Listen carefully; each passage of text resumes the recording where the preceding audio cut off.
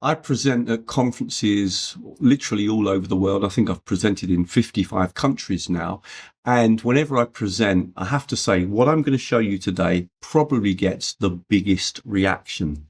I'm going to show you the magic button in Google Translate, but not only that, I'm then going to show you two incredible ways that you could use the magic button. And particularly if you're a language teacher or a language student, you're going to love this and you're hopefully going to really like the ideas too. So you might know the magic button, but hopefully you won't know these ways of actually using it.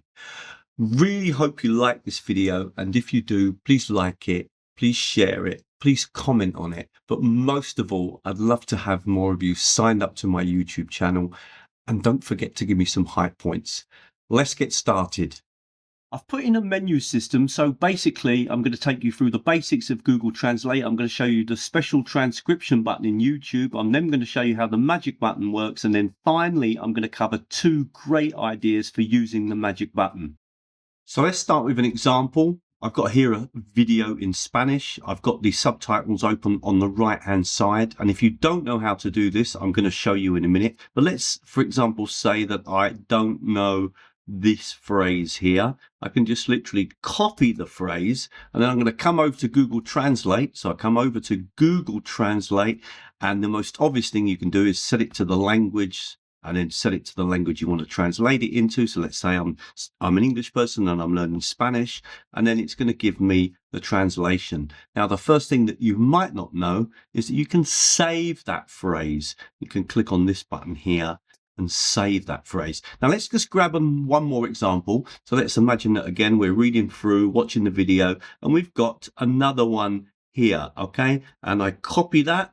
I do the same thing, come back to Google Translate, I paste in that phrase, it gives me the translation into English, or of course I could choose another language, and then I save it. Now the first thing you might ask, well, where are my saved phrases? This isn't the magic button, but it's good to know. Well, it's here. If you click here, you'll open up and you'll see your saved phrases. Now, if you've got a phrase that you don't want to save, you can always just click on this button and get rid of it. And you will actually see that I'm using this method all the time to check the meaning of words and particularly phrases. And in my case, I'm learning Polish. Now, actually, another nice thing about your kind of word book here is that you can actually click and listen to the words. Zapragnąłem jej. Or this one here. Zajrzyj za drzwi. Now, before I quickly show you where the magic button is, let me just go back and show you, well, how did I find and get the transcript here on the right-hand side of my YouTube video? So let me do an example for you. I'm going to search for intermediate French. So this time we'll jump over to the French language, which is another language that I study. And we're going to get lots of videos. And what you need to do is come over here to your filters and make sure that you filter for videos that have got subtitles. So you click on that button there. And that means now that all the videos that are on the screen have got subtitles.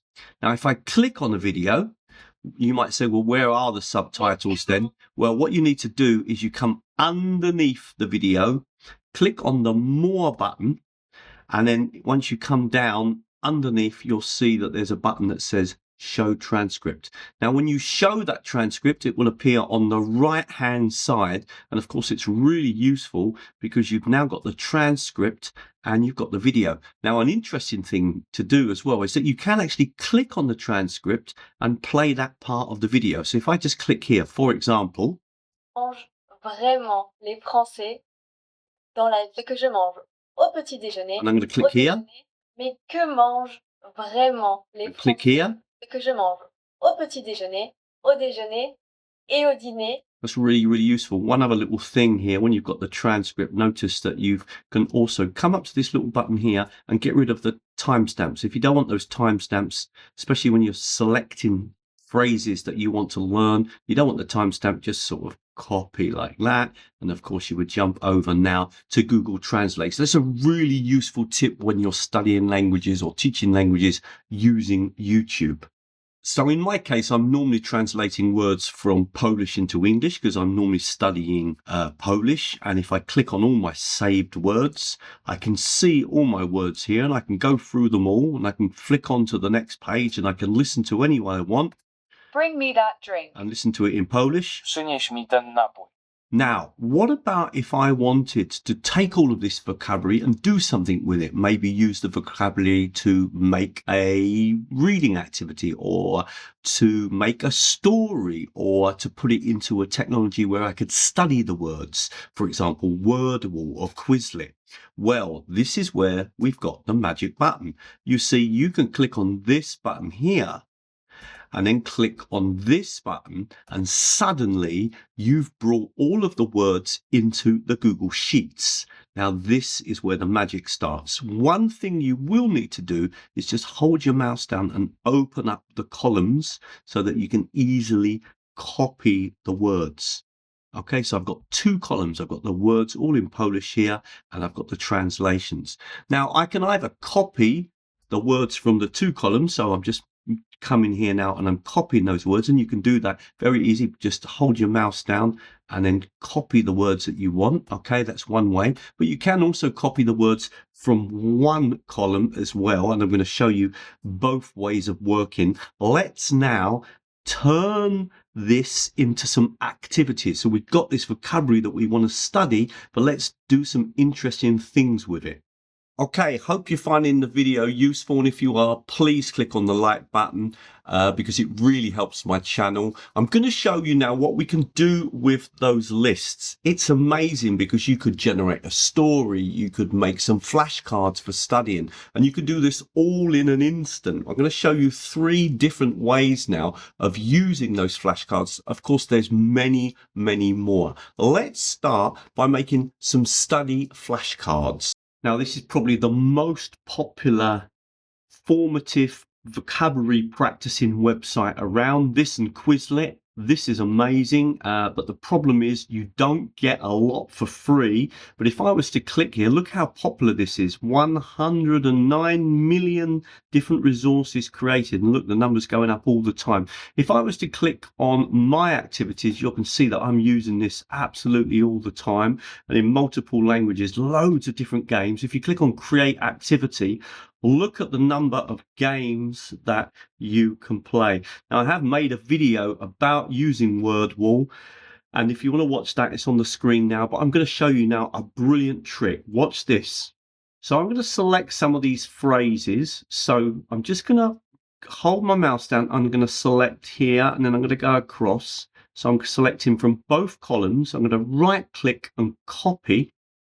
And now I'm going to go back to Google Wordwall, and I'm going to click on flashcards, and notice this, watch this. I'm just going to click on the very first one, nothing else, and I'm going to paste in those words. So I'm click on paste, and voila, I now have a whole set of flashcards with the word in Polish and the word in English. Now, there's one other thing that I can do to make this really good, is that I can click here on this button and add the audio. So, for example, I've got it set to Polish. Make sure you've got the right language. I want to practice my Polish, and I'm just going to quickly go through. Podnieca cię zdrada. And I can kind of just simply add audio to all of those. So when I play the game, it's got the audio. Now, let me show you an example. It's a good idea to give your title a title to your card so you can remember them. I often do it by the date. So I'm going to put March 17. New words. Okay, I would add the audio to all of those sentences, and then the only other thing that you need to do is to click here. Now, let me show you a set of cards that I've actually made just a couple of days ago that I'm actually currently studying at the moment. So if I go here and if I click on any of these, you'll see. So let's look at this one then. Tricky words, 15th of March. All I need to do is click on the start button. Uraziłem cię. Okay, uraziłem cię, which I think means I offended you, and I can click here and check the sound again. Uraziłem cię.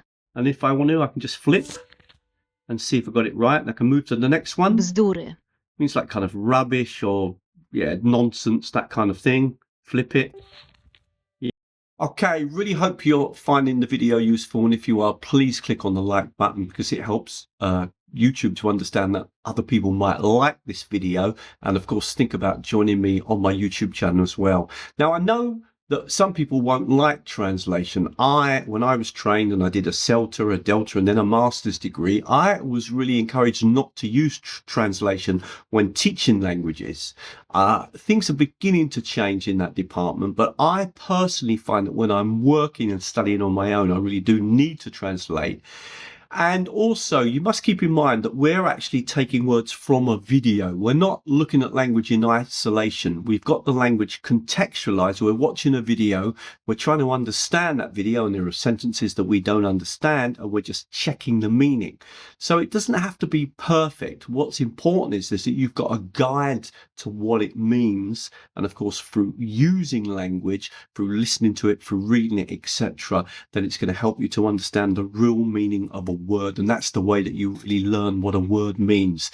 Now I'm going to go on now and show you a completely different way of using those words that were created using the magic button in Google Translate, and I think you're going to love this idea. I'm going to generate a storybook by just taking some of the vocabulary in Polish, and remember this could be in other languages, and generate a story with pictures, with text, and with audio, and it's free.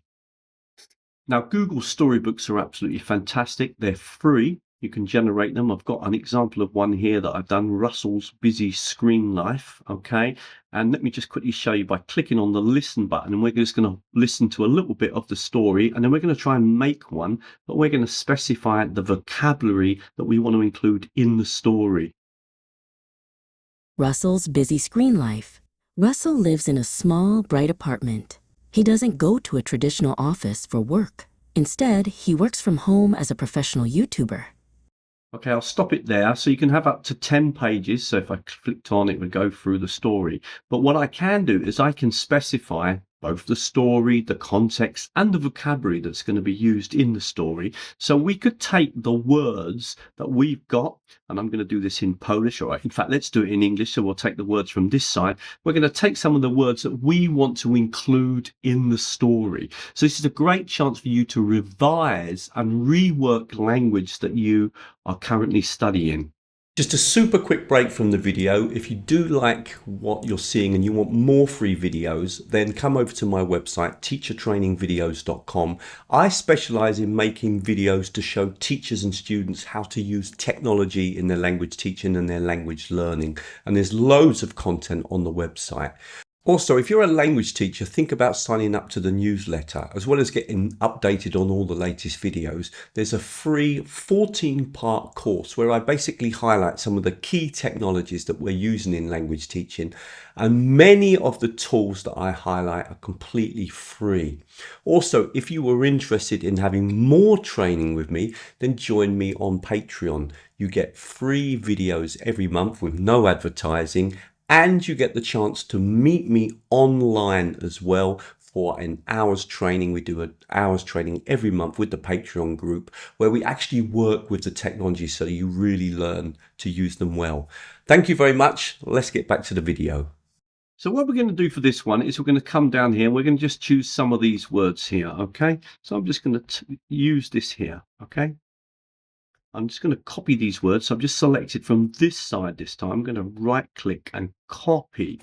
Now I'm going to go over to Google Gemini just to point out where Google Gemini is. Just click here, go to your Google Gemini account. Now I do have a professional account, but I can absolutely promise you this works in the free account because I was using it in the free account for a long time. All you need to do is click over here, choose your gems, and then you want to click on Storybook.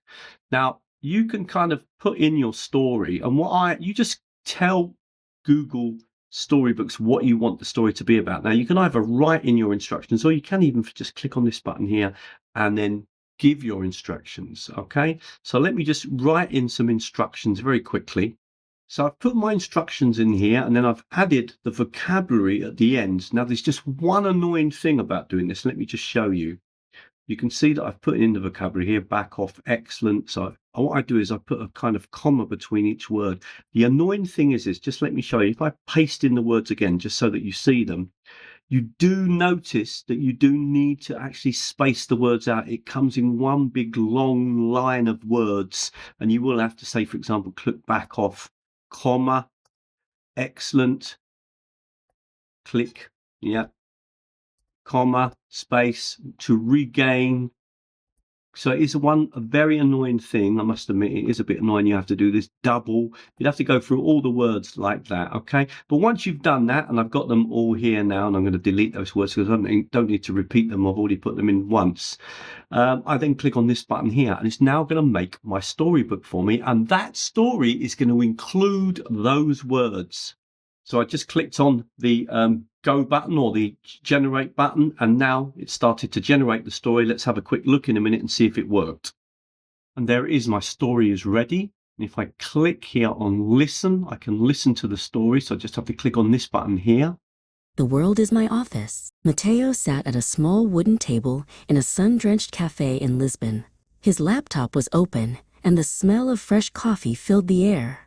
Now I've just flicked through the story and I can see loads of the words that I was asking for are included in the story. For example, I was looking for this one because I knew the word capture, that was in there. In fact, they're all in there. If you look through the 10 pages, you'll find that the words that I included. Now, I'm sure if you put too many words in, you probably won't use them all. I only asked for about 8 or 9 words.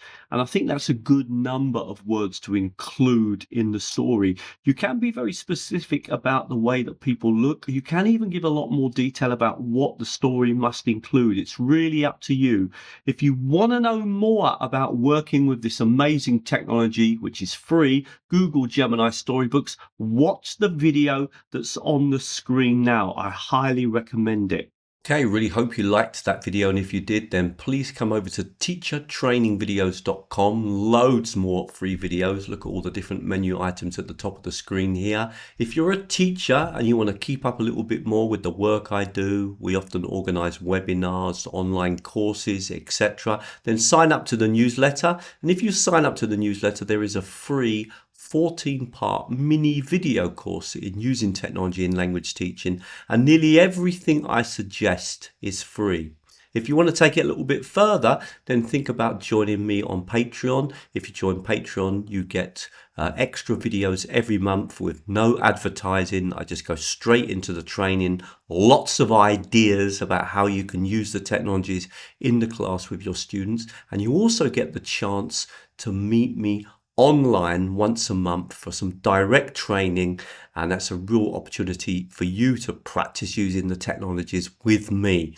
And finally, if you want to go even further, join me on my very popular course, Technologies and Approaches to Blended, Hybrid and Online Teaching. I do that in collaboration with NILE, that is the Norwich Institute for Language Education, a very prestigious organisation in the UK.